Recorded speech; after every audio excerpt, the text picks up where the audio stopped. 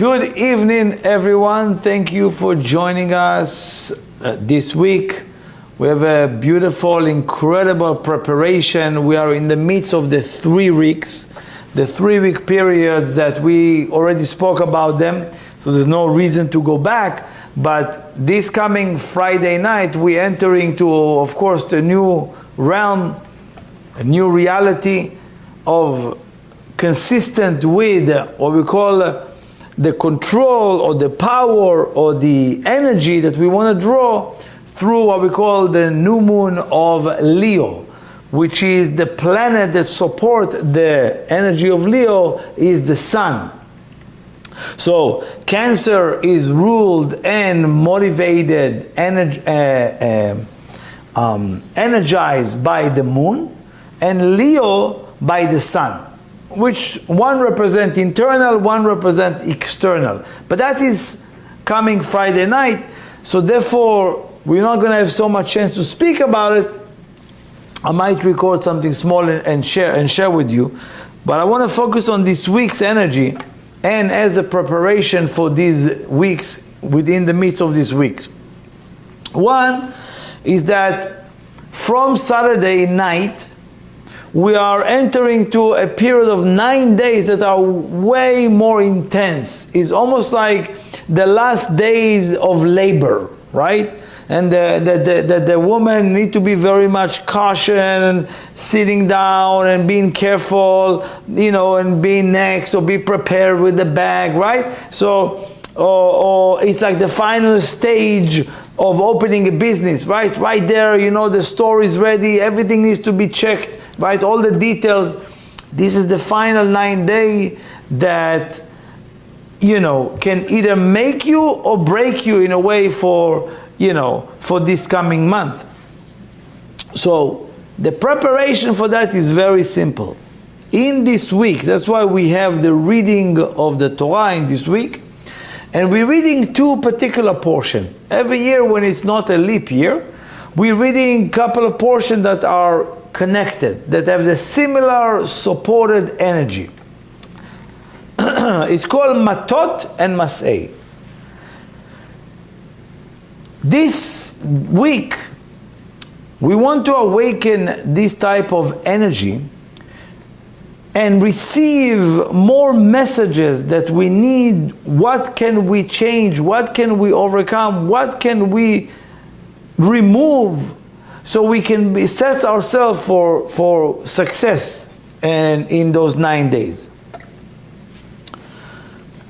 The first thing is the portion called Matot. Matot is the head of the tribes. As it says, the God told Moses, go speak to the head of the tribes, the leaders of the country.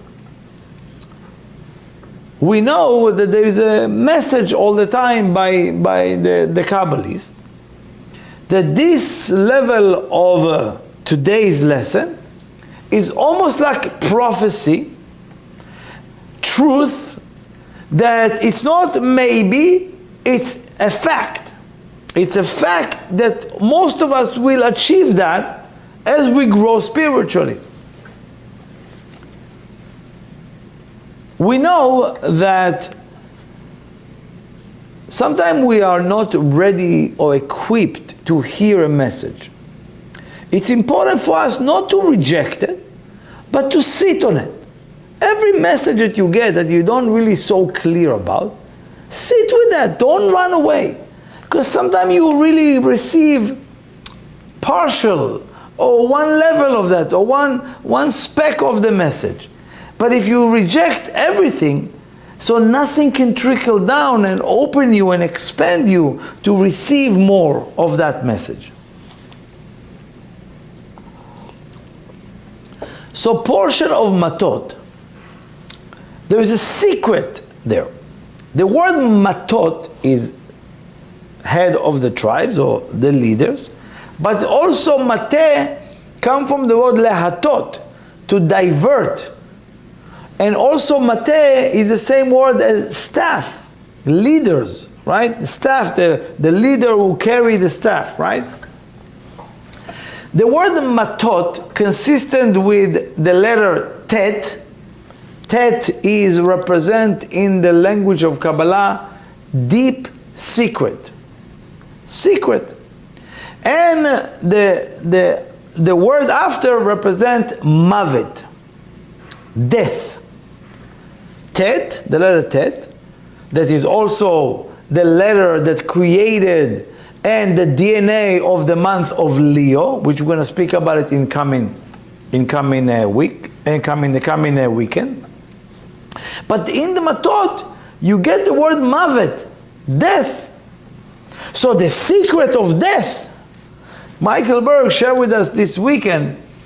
It's something that we need to keep talking about it. Sometimes some of those lessons sometimes need to be expressed in different ways and expanded in many different levels.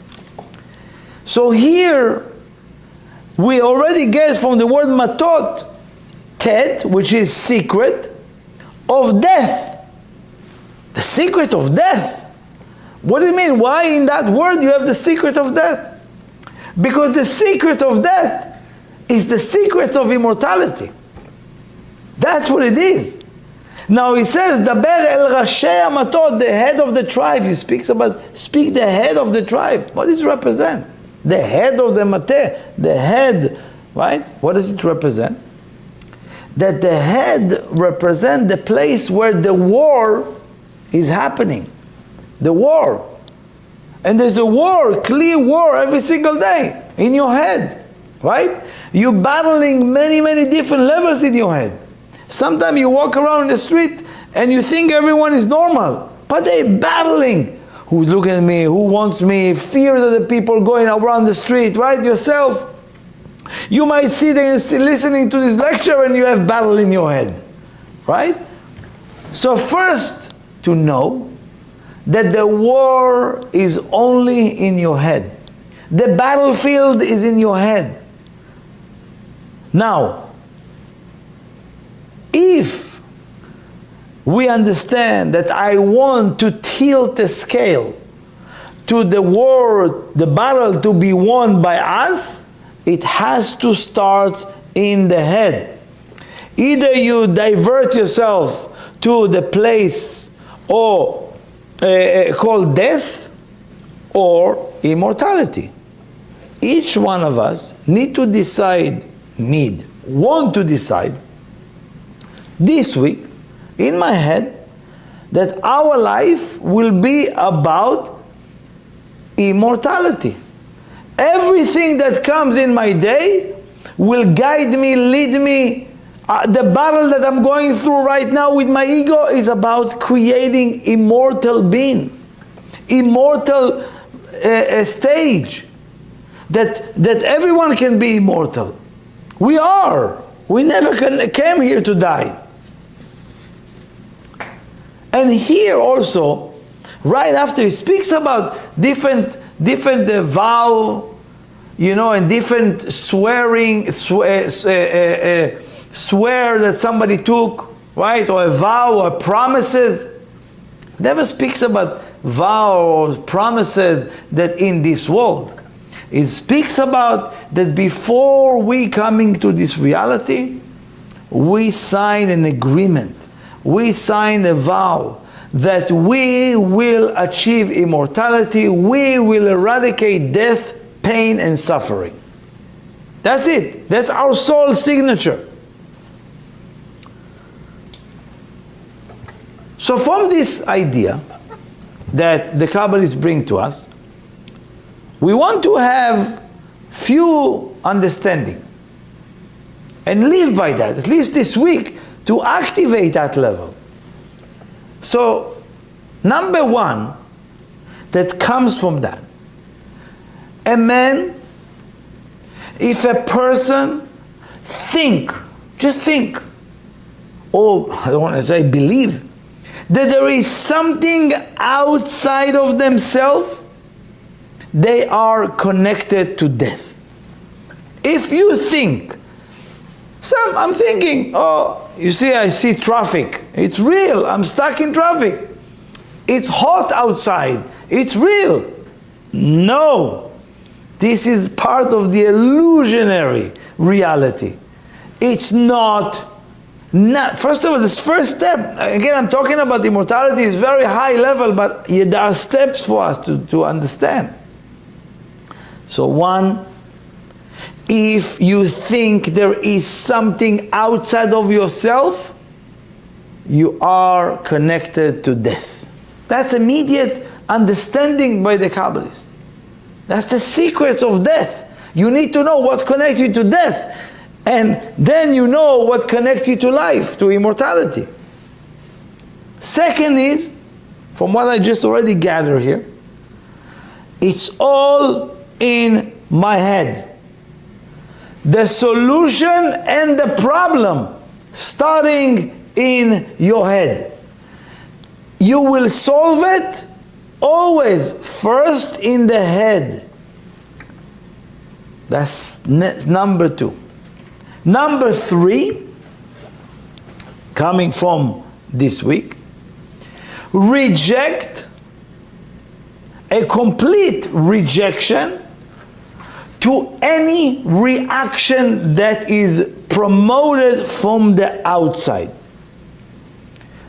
Do not let the outside dictate your reactivity.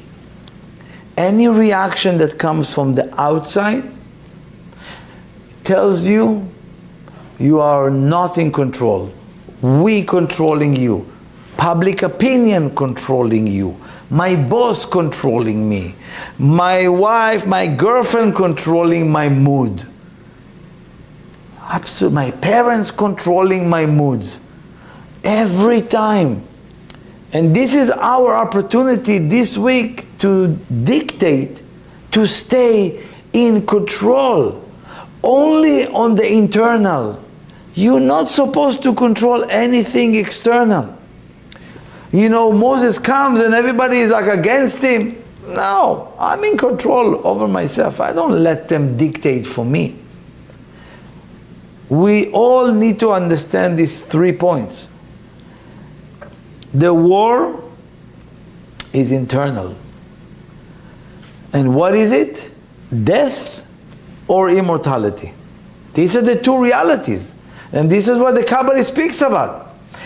One, if a person thinks there's something outside, right, and doesn't understand this is all illusion, right away, he connected to layers and levels of death. Number 2, it's all in my head. Therefore, the problem that you see, the situation in this world, the garbage, the filth, it's only a result that happening, filth in your head. It comes outside. So therefore the cleaning, the recycling, the purification starts in your head. The solution is in your head. The same way the problem appeared there. These are the second step. And the third, it's in this reality. In your world, you do not want to react to anything external. Nothing. You are in control, and you are in control over how you respond, and you don't respond to something external, that somebody have a bad weather and complain. You don't need to subject yourself to that. In this portion, again, these are the 3 things that, like your starting point of this week. I will suggest every day. These are very simple. I didn't go and tell you all the stories and all of that. Simple structure that has to be in my head. And if you do it 1 day, 2 days, 3 days, at least consistent, a few times a day, you remind yourself this, then you're going to start seeing magic. In the portion of Matot, there's also a code. As I told you, this is a prophecy. It's a channel this week, because how many verses in this week's? Is 112, consisted by 86 plus 26. For those who have studied for a while, know that 86 represent the energy of Elohim, the world of nature, the world of judgment, and the 26 represent the supernal reality, which is the light of the Creator. which is mercy, which is kindness, which is love, which is beauty. It's reminding us that every judgment or judgmental situation, it's a vessel for light. Every judgmental situation, right? Which means the Creator will always let you see what you're capable and what you can handle. And what I cannot, it will stay above it. What does it mean? Always the Creator show you what you need to see, not what you want to see. Because what you need to see, it's represented by the capacity that you can handle. Yeah, in the water kettle, there's so much more water than to feed that cup. But that's what my cup can handle. And therefore the rest will seem like a waste, or I don't get it. Why? Same thing in life. When you experience a certain judgment or judgmental situation, or being judged, right? Or I don't get it, or this is bothering me, something like that, it means that what enter is very little, and the rest stays out. And if I fall into it, and if I react to it, and I don't understand that the reason I'm feeling this way, or I'm experiencing this way, is because I meant to take it and expand it. So then a judgment that felt last year so difficult, so harsh, today seems like, wow, that was the right thing. And therefore we need to understand that and be proactive about it. Don't fall from that. Don't react to that. Don't really subject yourself to that. Then you have this second portion. It's called Mas'ei. Mas'ei is the journeys. Journeys. Now I know most of us like journeys in different ways. You know, most of us is on a journey, or a specific journey. Every individual have in their lifetime 42 journeys. 42 journeys, different points within your life that you need to overcome being connected to or disconnected. And they are divided by Vayis'u, Vayachanu. Through the reading, we see that the Israelite traveled for 40 years, we learned that. And some places they parked, Vayachanu, parked, and sometimes they travel in the desert. Vaisau, that's the word, that's the code word. So when they parked, you know, sometimes you never know how long you park. Some places they were there for 17 years, right? Some places was a few days, you know, some places a week, some places, you know, for a moment and they continue. Sometimes the journey continue for 2 years and then boom, they park for 5 years, right? Within those 40 years. But they have to go through 42 different journeys. Within those journeys, we need to understand it's a code of what my soul need to go through in this physical journey that you're experiencing over here. This reality is the journey of your soul. You are not in the physical journey. First of all, to understand that the journeys that I'm on is a spiritual journey. It's not a physical. Yeah, but I'm alive, I'm going to work, I have a relationship, I have family, I'm creating a business. No. It's part of your spiritual journey. Even when there is inactivity, even when there is like parking, nothing is moving, there is movement. There's always movement on that journey. What is it? How one converting judgment into mercy. How can one convert darkness into light? That is the journey. How in this moment I need to convert that dark moment, that judgmental moment, that difficult moment into beauty, into mercy, into light. How? This is our job in our journey in life. Most of us avoiding. Most of us, that's other people's problem. Oh, there's a war somewhere in the world, it's other people's problem. No, my friend. It's part of your journey, is that as well.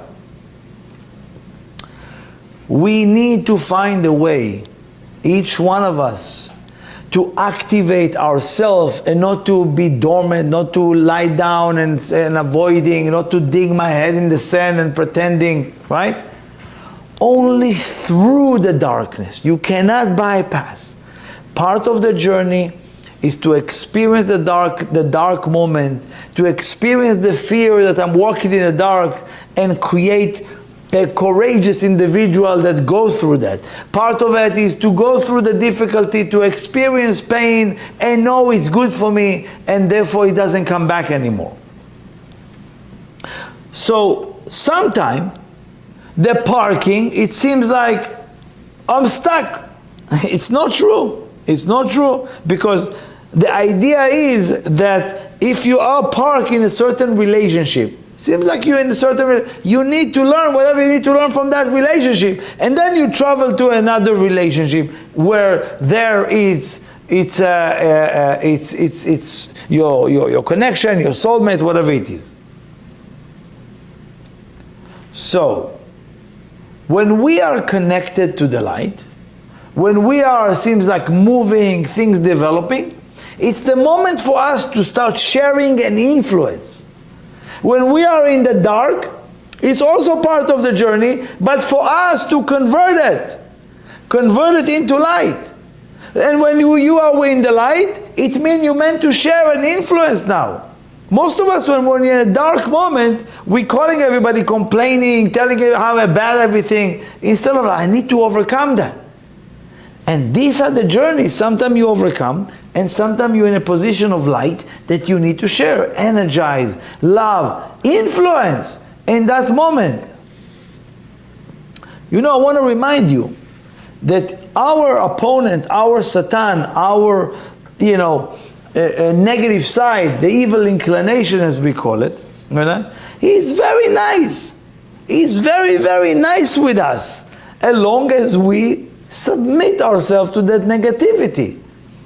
But as soon as you go out of his line and out of his control, he go crazy. And then he wants you to be controlled. As long as you control it by the external, he knows he got you. Your negative side knows that he got you when he makes you believe that there is something outside of yourself. The solution will come outside of yourself. The people are there and you are here. No. That's what he convinced you, and therefore he controls you completely. Why? Because you rule by death. By death. So every time I have a journey, a traveling, right? They travel in the desert. What does it represent? Movement in my life. Sometimes you even need to travel to a different country. It's for you to learn and to influence there. It's for you, like you go to a vacation, right? It's a journey. You call it vacation, but no, you went to go there to learn a lesson, to activate yourself in different ways. You went on a flight. You had to learn something. Maybe you are there to protect the people on the plane. But it's always, always to learn, to teach, to awaken, and to reveal. These are the journeys that we're going through. Next, there's a beautiful story over there. Speaks about 6 cities that were created for those people who are, I would say, kill somebody by mistake or made mistakes and had to go to what we call, how you call it, those cities? Arei Miklat, refuge cities, right? So it's interesting. So it's a code. There were 3 that they set up those cities me'ever HaYarden, above or beyond the line of the Jordan River. That's what they call it. 3 cities beyond the Jordan River, and 3 cities in Canaan, in the land of Israel. Now again, it's all codes. It's all codes. It's nothing to do with a physical thing. It's all code that need to activate our mind levels within us. What is beyond the Jordan River represent? Jordan represent Hayarden, which is din, right? Yarad din. A judgment came down, right? So it's beyond, me'ever layarden, beyond the Jordan, which means we need to be in a place where you go into that city, which means your life is almost in suspense until you overcome the judgment. So sometimes you're sitting on a specific judgment or judging, right? Sometimes you're judging someone for a while, right? You need to know when you're sitting and judging others, you are in that refugee city. Until you convert that judgment into light, they're not going to bring you back. Like, think about it. How many times you sit around and you are so convinced that you're right, and it got you disconnected. You are so convinced that you are the victim there, that got you disconnected, right? That means every time you get stuck of like, I'm right, I'm sure I'm right, and they are wrong, they take you, spiritually I'm talking about, to those refugee cities. Meaning it's a how you call it? It's a spiritual place where you are in suspense until you transform that judgmental behavior you have to mercy. You have to understand, you're doing it to yourself. There is no, it's an imaginary city. It's a code that this week's telling you. They put you in a freezer. And when he says, and there's 3 cities in Canaan, Canaan is Kni'ah, the level of humility. The same. What does it mean? And again, the 3 is a code for right, left, and central column. This is the Kabbalistic concept that we're talking about. So, every time you get stuck in your life of, like an ego trip we spoke about, when you're getting into like bragging about everything. Oh, I came up with that. Oh, I'm so smart, right? Or you get stuck on an ego sword, or certain lack of human dignity behavior, right? And you are in suspense in those refugee cities. What does it mean? You are in suspense until you will surrender. Surrender to the light. Surrender to kindness. Surrender yourself. Surrender that ego. Give it up.